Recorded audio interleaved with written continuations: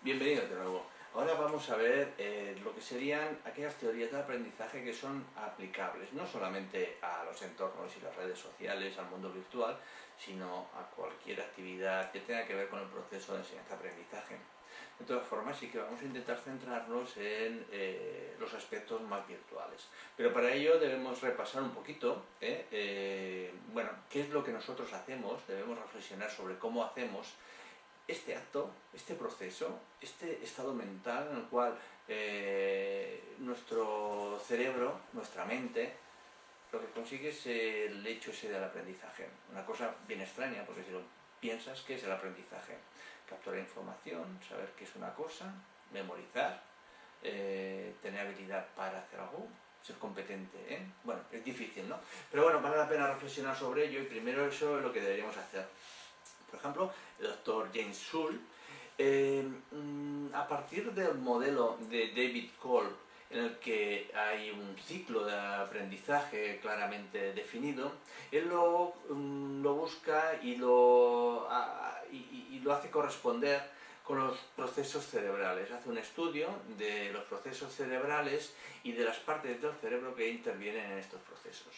Él, por ejemplo, siguiendo a Kolb, pues dice que mediante una experiencia concreta cuando estamos capturando información, ¿no? Obteniendo información, obtenemos la primera etapa de ese ciclo, iniciamos el ciclo, mediante la obtención de información. A continuación, esa información, que tiene que ver un poco con la estructura de Dalple, que hemos comentado en otras ocasiones, ¿no?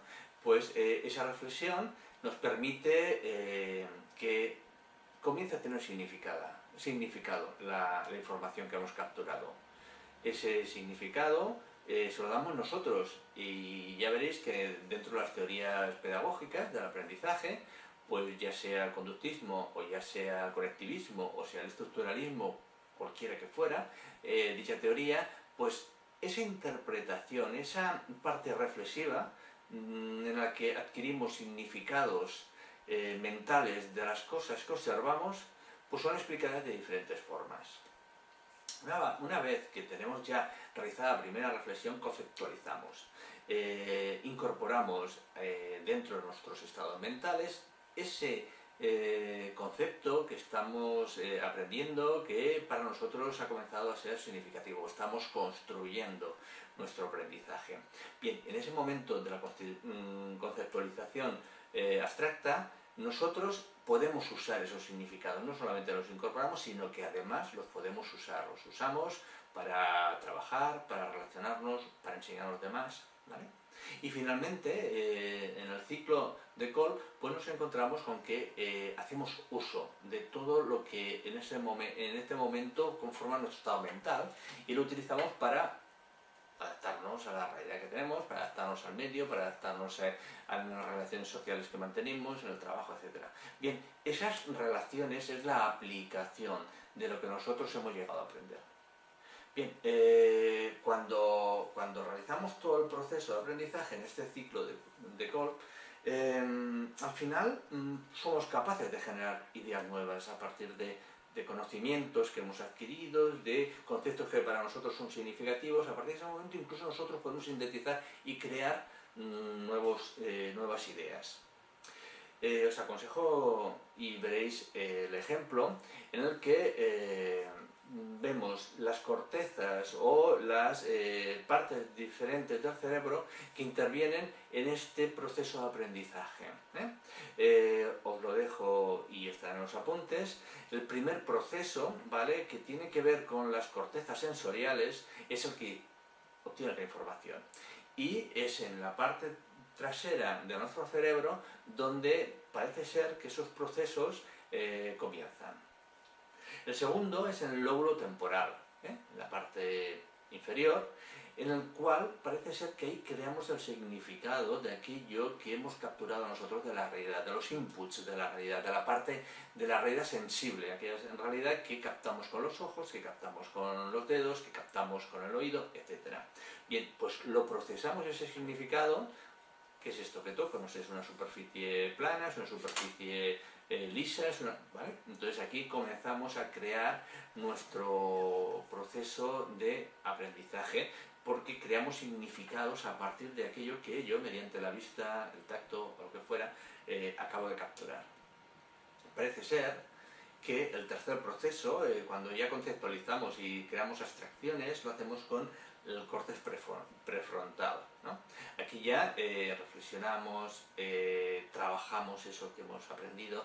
Si yo he deducido que esto es una superficie plana, lisa, de color gris, que conforma el marco de una pantalla, que aquí hay un teclado, puedo ver que esto lo puedo asociar con unas formas que tienen que ver con un ordenador, un portátil, y puedo trabajar esto. Para mí el concepto de portátil puede ser de una determinada forma, modélico, como decía Platón, pues hay como un modelo que es el mundo de las ideas, pero no necesariamente estoy de acuerdo con lo que decía Platón, pero sí que es cierto que tenemos modelos que nos sirven a nosotros para identificar aquello que capturamos de la realidad sensible y lo transformamos en algo conocido. Si tenemos un modelo en nuestra mente que coincide con aquello que acabamos de detectar, posiblemente estamos conformando la idea de un objeto, de un artefacto, o de un sentimiento, o de lo que fuera, y que hemos conseguido hacerlo mediante el córtex prefrontal.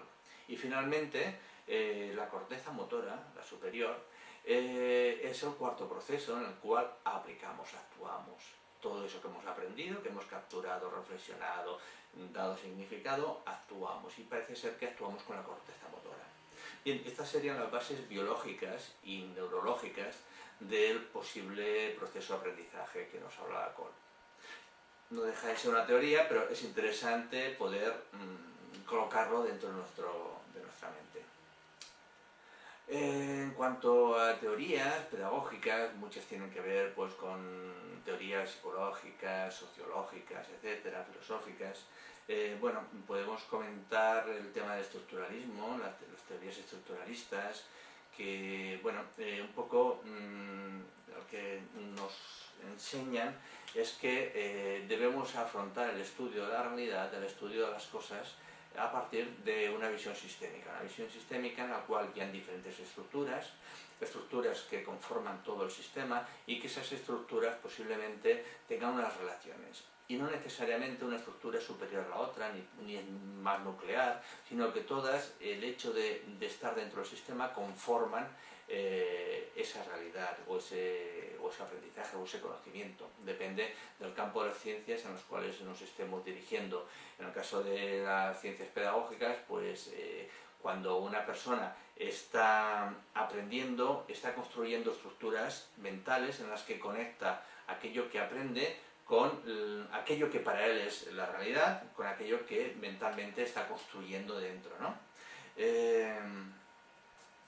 Dentro del estructuralismo, claro, se trabaja mucho el lenguaje. Y el lenguaje no deja de ser una parte o una expresión de la mente, y es en la mente donde tenemos el proceso de aprendizaje. Con lo cual vemos claramente que si trasladamos las teorías estructuralistas al proceso de aprendizaje, pues lo que nos damos cuenta es que somos los individuos que construimos, que estructuramos el conocimiento, ese conocimiento que estamos adquiriendo, y le damos nuestro significado. Un significado que tiene que ver con nuestra forma de ser, con nuestra forma de entender el mundo, pero también pues, con la cultura que nos rodea, con el espacio social que tenemos. No deja de ser que todo el entorno influye sobre nosotros. Así como Platón pues había pensado que las ideas tradicionalmente, eso se ha transmitido a todo el pensamiento occidental hasta hace relativamente poco, que todas las ideas estaban en un mundo superior, aquellos conceptos que eran puros, limpios, ¿no? La idea de caballo era un caballo perfecto, pero nosotros hemos conformado a partir de diferentes caballos que hemos visto a lo largo de la vida, algunos dibujados, otros fotografiados, otros en realidad, y hemos hecho una idea del concepto de caballo. Bien, pues para Platón eso era la esencia del conocimiento. Las ideas existían, existía un caballo perfecto, que está en el mundo de las ideas. Pero bueno, el estructuralismo claramente rompe con este pensamiento tradicional y te dice que todos los caballos conforman el conocimiento al caballo, pero no existe un caballo único en el mundo de las ideas que sea el modelo de todo, sino simplemente que nosotros hemos construido, a partir de diferentes estructuras estamos construyendo modelos. Por lo tanto, el modelo de caballo que tendría Platón es un modelo igual para todo el mundo. El estructuralismo nos dice que no, que el modelo de caballo es particular y significativo para cada uno de nosotros. Por ejemplo, si nosotros hablamos de la lengua es un conjunto de significados, un conjunto de símbolos que está admitido de forma colegiada por toda la sociedad. Sin embargo, la habla particular, es un uso individual que hacemos nosotros. Por lo tanto, es un uso que yo ahora, por ejemplo, estoy utilizando. Mi habla tiene una forma de expresar y que vosotros estáis captando diferente a la vuestra. Y sí que estamos utilizando la lengua como un conjunto de símbolos, de significados que hemos acordado, pero que sin embargo la forma en que yo expreso esa lengua es en virtud de mis estados mentales, de mis estructuras mentales, que es como yo he ido aprendiendo a lo largo del tiempo. Cuando estamos entre el estructuralismo y el constructivismo, que se tocan bastante entre ellos y son evoluciones naturales, parece lógico pensar que cuando estás definiendo una estructura, cuando mentalmente estás creando un conocimiento, estás construyéndolo también, ¿no? Pues una figura importante es Piaget. Piaget lo que nos dice es que hay como tres estructuras fundamentales, ¿no? Una es la de la totalidad. En el caso de la totalidad nos dice que la suma de las diferentes partes del todo es superior, el todo, a la suma de todas las individualidades de esas partes. Es decir, si cogemos las piezas de un coche, todas tienen unas particularidades, unas propiedades, pero sin embargo la unión de todas ellas lo que se consigue es la emergencia de una nueva propiedad, que es la movilidad.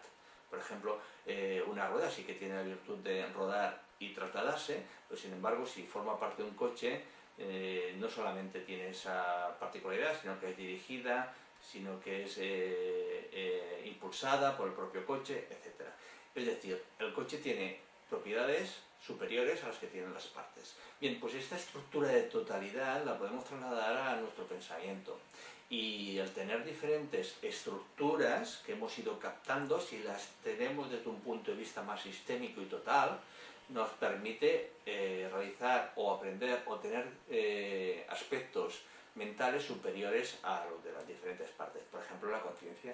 La conciencia es el resultado de una propiedad emergente a partir de todas las posibilidades que tiene nuestra mente, nuestro cerebro, pero es una propiedad superior a lo que puede hacer la corteza motora, o lo que puede hacer el prefrontal o cualquier otra parte. ¿Vale?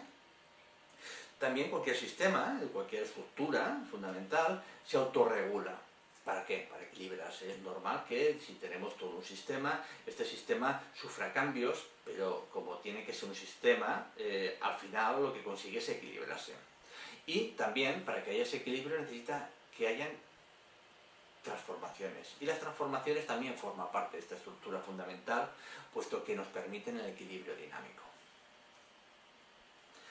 Entonces, entrados ya en esta situación, pues podemos hablar del constructivismo como teoría pedagógica del aprendizaje, en el que, bueno, Jean Piaget ha sido el que lo inició de alguna forma, ¿no?